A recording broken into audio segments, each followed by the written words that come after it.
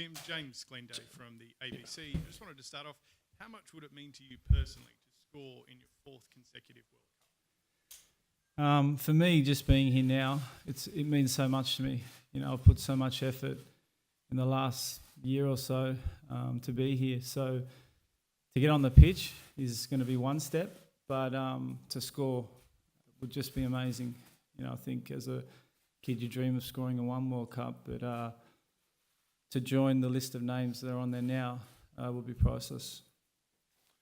Steph. Tim, you've been here so many times before. Can you just outline for us how this experience compares to your previous ones? This one's been a unique one because of the journey it's taken to get here. The last 4 years has been about 40 plus players working under Ange, the regime that we had then, and then now transitioning into a different short era with Bird and his staff. So it's been a harder road because the qualification, but it's been a real rewarding one because we're all sitting here now as a squad of 23 and staff, and now it's where everything comes into fruition of, you know, being able to play one of the best teams in the world this Saturday, and I've really enjoyed it. But it comes with challenges, and you have to overcome that. And as a footballer, I suppose it's the most rewarding thing when I can sit here now in my fourth World Cup campaign to be able to hopefully contribute to another special moment. Yeah.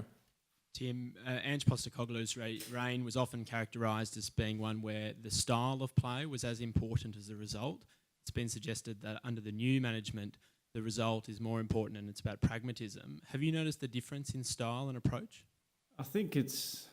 I think the good thing under Ange, we dominated games in a unique way, and I think he's more talking about football, changing the development of the game, young Australian players, giving them the strength mentally and physically to take that and push players like Matty Ryan, Aaron Moy to take that back to their clubs.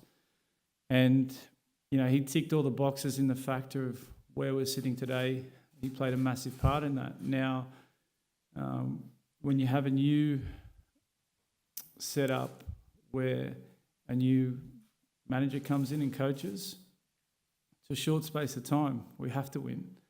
So there's no choice. You know, we have to try and, you know, get through our group. And for them, it's one of those factors that we need the results, and he's definitely shown that with the style of how he wants to play.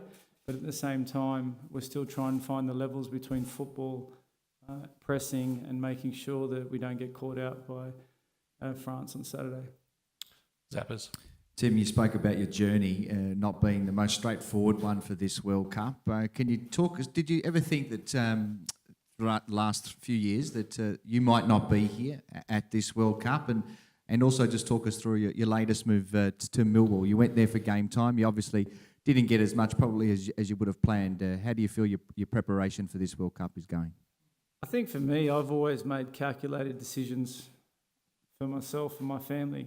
I'm not really fazed by outside noise because as a professional, you've got to hit certain levels of physical data and professionalism that gets you to where I'm sitting today. So when I look at it, as you get older, you become more wiser, and I suppose what will be will be. It'll be a massive heartache not being here if it didn't work out, but it wouldn't be for the want of trying. Going to Millwall was amazing because I was lucky that I had Les and Craig and the Australians set up 24/7, and Millwall that backed me to create behind the closed doors games, making sure my data was high. And I suppose the proof's always in the pudding because I've not missed a training session here. It's been intense. And even, you know, you look at, I don't like missing training, and I like being in the top of the class when it comes to being physical and mentally ready. And you guys can look at it as a game time, but I've been lucky. I've spent a whole year getting ready for 3 games. So, you know, selfish as it might sound, you know, I've always put my country first. Excellent. Question there. Hello, I'm from Dutch television. Yesterday I talked to Van Marwijk and he said there's a lot of respect for him. The team has a lot of respect for him. Is that true? Because he said maybe too much respect. Well, I think first thing you get taught as a kid is to be respectful, but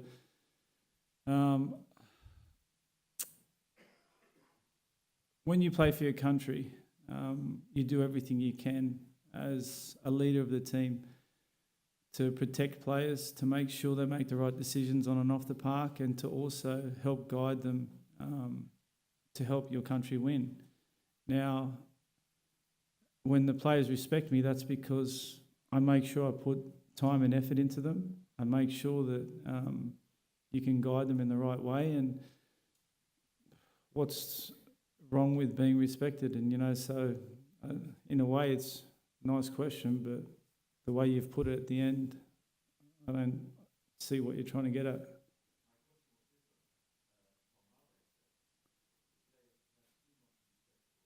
For Van Marwijk. Okay, yeah. Okay, this is a funny one because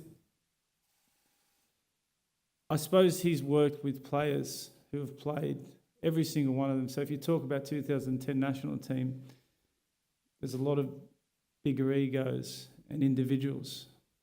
The way we've been taught by Ange in the last 4 years and being guided by myself, Millsy and Mille, is that if he says to be there at 1 o'clock, we're there at 1:45. If he asks us to jump, we say hi. And I think that's what you're trying to say. So he's an international coach with a massive calibre, and for us it's an absolute pleasure to have someone like him come to our country and help teach us a new style and help implement. So, yeah, we do have too much respect for him, but that's because he's earned it. And for us, you know, the way sometimes players look up to people like him and Van Bommel, it's more in awe and more of wanting to learn. So, yeah, I can agree with that, but I think he's earned that respect. Bash.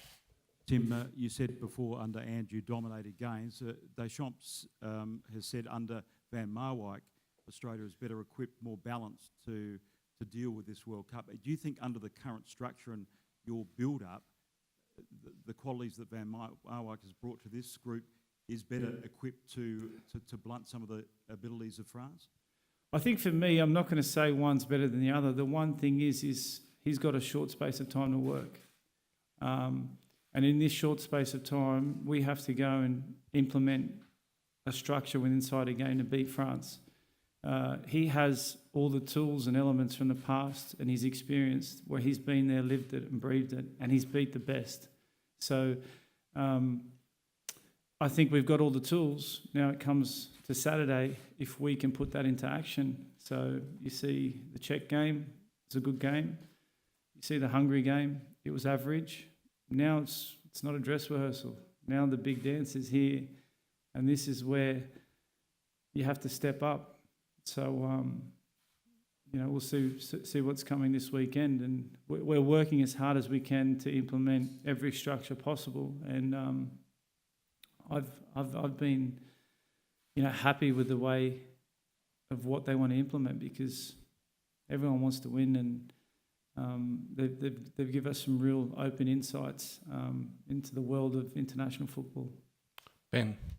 Tim, there's a lot of focus on how the Socceroos will go against France and at the tournament, how you'll go against France and at the tournament, quite rightly. But what does the future hold for you? Is there a possibility that you'll retire from the national team or full stop? What are the factors that go into that decision making? Factor is we train today, we train the day after, and we play France. And that's all that's in my mind. Garby. That might be all that's in your mind, but you touched on potentially scoring in 4 World Cups at the beginning, Tim. It's no mean feat. I mean, joining Pelé, Vuvuzela and Miroslav Klose, you're talking about immortals of world football. So how much of a focus has it been? It'd be understandable if it would be a big focus because, you know, you're joining an illustrious group.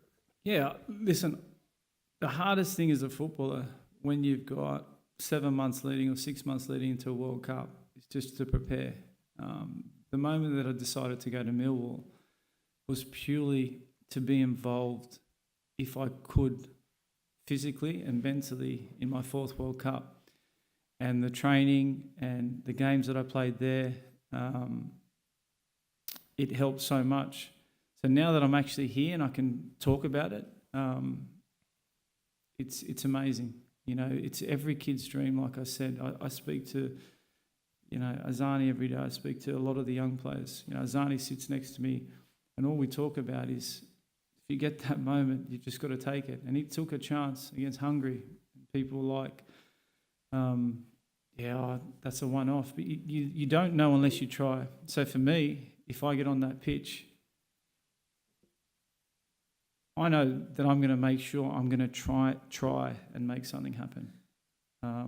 And I'll be so excited and so happy just to be able to step on the pitch. But after that, I'm in a different world. You know, I'd love to join the greats, being an Australian, being someone that, you know, has broken all barriers as a young professional, to do something special for my country.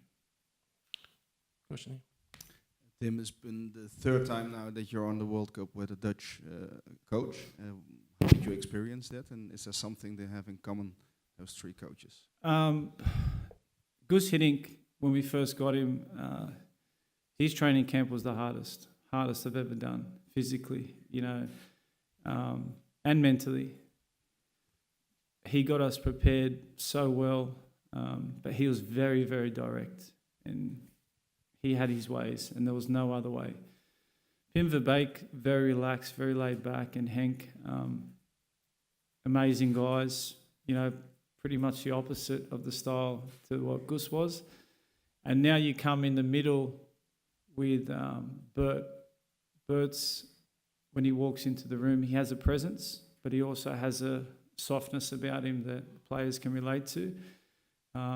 He likes to have the odd joke with him and Van Bommel in front of the players. But his coaching style's relatable to football today, and also simplifying, you know, to understanding the group and the younger, inexperienced players. So I've enjoyed the training, because you think at 38 years old you can't learn. Well, the staff that he puts around him, whether it's just a pass form exercise, whether it's breaking lines, whether it's understanding weaknesses within teams, I'm thankful still at 38 that I can say that in training I'm learning something and I'm becoming a better player. So with that implemented, I feel that we've been lucky to have the standard of coaches from Holland come in and help, but I feel also Van Bommel has been the one under the radar that's making a massive impact also with the players. Okay, last 3 questions. Tim, what about the squad of players itself? How does that compare to the previous World Cup teams you've been involved with? And how about the younger guys, the Arzanis? How are they handling it all? I think they're handling it really well. I think the good thing is we try and help them within training to implement a discipline that's going to be expected within France. You can't train that and you can't create the atmosphere, but what you can do is you can make them feel a little bit uncomfortable, and like the manager does in situations that when you make a mistake in training that they can get punished on the bigger stage. So they've been handling it really well. There's definitely an inexperience in the side. There's a lot of players that haven't been to a World Cup before. And the main thing is just making sure that if they need any information whatsoever, that we help give them that. And it comes down to individuals now on the preparation mentally more than physically, you know, making sure they sleep 8 hours leading into the game, starting from, you know, Monday, making sure that the body's physically right, that they're getting their massages and treatment, make sure they're eating right. Because when you play on the big stage, it's like I was joking with Millet, when you play at Wembley in a final, you get cramp about 65 minutes. Don't ask me why you get cramp, but you don't get it when you play at home. When they get to play in front of a full house, the lactic acid, everything builds up, the expectation, the legs go weak, become numb, your mind becomes fuzzy. You can't practice for that. And that's the biggest thing now against France. These guys are going to be so relaxed, that hopefully that relaxation that they take, that we can hit them and catch them off guard. Seb. Tim, just specifically on what you're talking about then, but sort of narrowing it just to sort of the strikers group, there's a few of you. Has your role been more to mentor them, or are you looking more to challenge them? What's been sort of your take over the past few weeks going into these games? My role was to get here and be in camp. We've got 4 different strikers. Macca's a finisher, gets in behind. Tommy Urich has always been that big striker, but someone that I feel can make a massive impact on this World Cup because I've worked with him for so long. So this stage, I feel that he's ready for it. Naboo's raw, he's quick. So it's going to be a big challenge. And for myself, mate, I'm ready to go whenever, so I mentor them and I push them. But like anyone in this 23, you're not here to make up the numbers. You have to hit physical data stats that, that lets you be accepted here. And after that, it's up to the boss, whoever he puts on the pitch, because he's the one that lives and dies by the results, not players. We're here as a collective group to get the best possible result as possible. And I've said it before, 5 minutes, 95 minutes, it's I enjoy just playing football. There's no pressure on me. So come the time, all 4 of us will be ready, but all 4 has equal chance of changing the game, and that's the most exciting thing. And I think where Bert's thought outside the box, he's brought, a different element that we can bring to the game. Last question. Tim, hi. We've heard from quite a few of your teammates who have been saying what a positive impact you've already had on the group. Mark Milligan earlier this morning was saying even in 2006 you were the guy putting your arm around him and offering words of encouragement. Is that something that you have in you, this sort of leadership or big brother role? Is that something you enjoy and is natural? I think for me, it's so difficult when you come into a group and you're so new and so raw. All I ever think about, even now, is how it felt when I first come in. You're scared, you're trying your hardest, you don't want to talk out of place. I've always been a leader, and I think it's something that's naturally been instilled with me. And I like making people comfortable around me. I like them feeling relaxed, and I like them being themselves. So I'm not someone that demands the room. A natural aura of presence when I'm in there is, if you're playing on my team, then I'll do anything for you on and off the pitch, and I expect the same.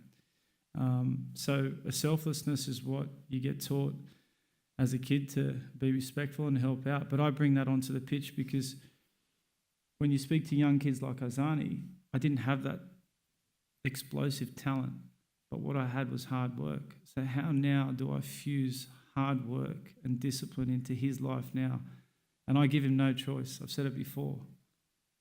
His plate, from the first day that he came in camp to the way it is today, he looks at what he puts on his plate, because that makes a difference to what he can produce on his body, on his mind. And that's just the way I've always been. So it's a massive compliment from the lads. But, Mills is a leader. He's part of the group that Ange created with me, Bresh, Milligan and Jedinak. And it was a responsibility that Ange gave us that 4 years ago, to buy into this project, to be where we're sitting today. And it's bittersweet because it's sad also for him not to be here. And I actually got a text the other day wishing us all the best, and so did Millet. And he's played a massive part in this, and he's just passed the baton on to Bert and his staff, and we're going to try and do the best we can for our country in this coming weeks. Excellent. Thanks, Tim. Thanks, ladies and gentlemen.